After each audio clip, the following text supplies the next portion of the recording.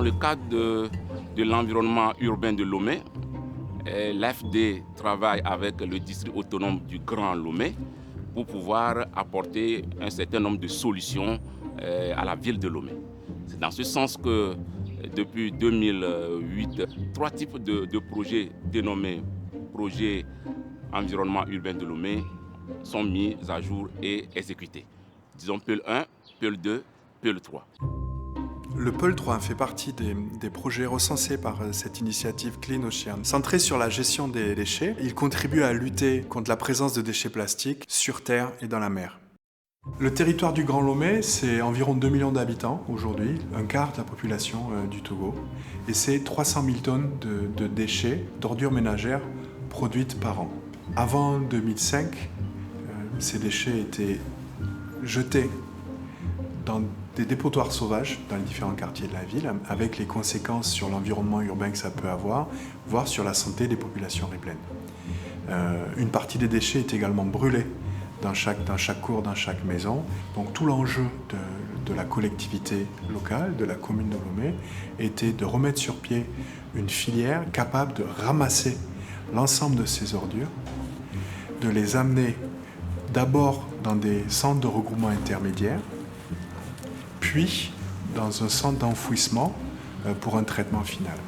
Pourquoi des centres de regroupement ? Eh bien parce que pour collecter les déchets, dans chaque maison, on fait appel à des pré-collecteurs. Classiquement, ce sont des tricycles qu'on voit en ville, avec des déchets plus ou moins triés derrière. Et de ce centre de regroupement, ensuite, on va jusqu'à la destination, jusqu'à la décharge.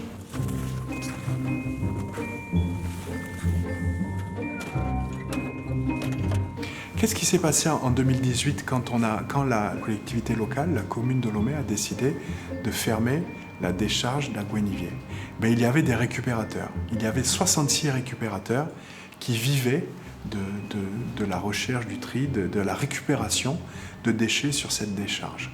Fermer la décharge, c'était leur couper tout moyen de subsistance. Kwame, c'est un ancien récupérateur qu'on a rencontré en fait dans le cadre de cet accompagnement-là. Et au sein de nos propres activités qu'on est en train de développer de gestion des déchets, on cherchait des personnes motivées pour faire un travail qui n'était pas forcément très sympa. C'était d'aller nettoyer un canal de décharge d'un 4e lac qui a été construit récemment et qui draine une quantité importante de déchets en mer.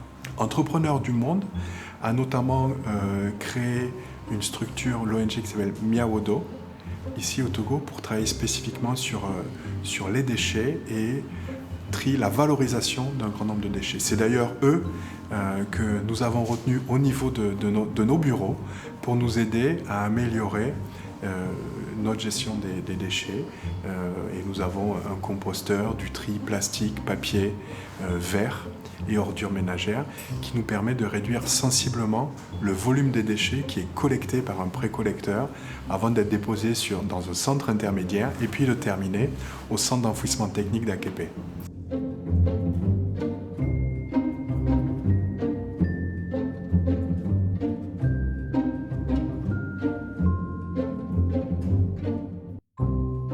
Le PEL 2 a donné une réponse à ce besoin-là d'avoir une infrastructure de traitement des déchets de façon écologique et durable. Et c'est ça qui est le CET. Les précautions étaient prises pour éviter de polluer le sol. Donc il fallait collecter le lixiviat, le traiter. Il fallait également éviter que notre installation soit source de pollution de l'atmosphère. Donc il fallait collecter le biogaz et le traiter et au mieux le valoriser. Les actions qui ont été menées à côté ont permis de développer d'autres aspects qu'on n'avait pas imaginés au départ. En l'occurrence, le fait de commencer par reboiser tout autour du centre d'enfouissement technique pour en faire un puits de carbone. Le fait que les travaux ont permis de retenir des eaux de pluie tout autour ont attiré finalement des espèces animales et aujourd'hui on se plaît à visiter le CET, à regarder tout cet ensemble d'oiseaux qui nous accompagnent, qui sont la preuve également que le milieu est sain. Sur le site, il a été recensé une quarantaine d'espèces faunistiques, des poissons, des mammifères, des reptiles, et qui ont besoin d'être conservés et sauvegardés. En plus de là, une trentaine d'espèces végétales aussi ont pu être recensées. Si vous voulez, le Peul 1, c'était d'organiser les acteurs et consorts. Donc c'est sortir les déchets de la ville tout simplement. Le Peul 2, trouver un exutoire plus sûr pour les déchets, c'est un centre d'enfouissement technique. Mais sur le Peul 3, on s'adresse beaucoup plus à l'activité de valorisation des déchets.